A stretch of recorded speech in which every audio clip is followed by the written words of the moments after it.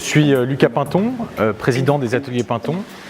Une entreprise qui existe depuis 1867, qui est située à Felletin, 10 km de Busson, qui est la capitale mondiale de la tapisserie. L'entreprise existe depuis 1867, je suis donc la 5e génération. Nous fabriquons deux produits, le tapis et la tapisserie, avec deux techniques différentes. La technique de la tapisserie n'a pas changé depuis 5 siècles. On travaille toujours sur un métier en basse lisse, c'est-à-dire un métier horizontal.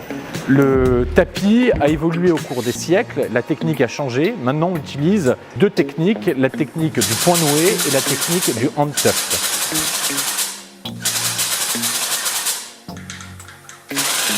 Le tapis, on travaille pour la décoration d'intérieur. Ça va du jet privé au yacht privé, à l'intérieur d'une résidence pour un particulier, jusqu'à l'hôtel. Donc c'est très large. Pour la tapisserie, on travaille avec des galeries d'art, donc plus avec des collectionneurs, puisque toutes nos tapisseries sont limitées en nombre d'exemplaires.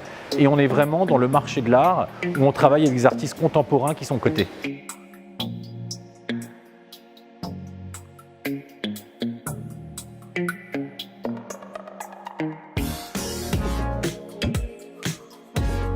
On fait des tapis pour les suites prestigieuses du crayon.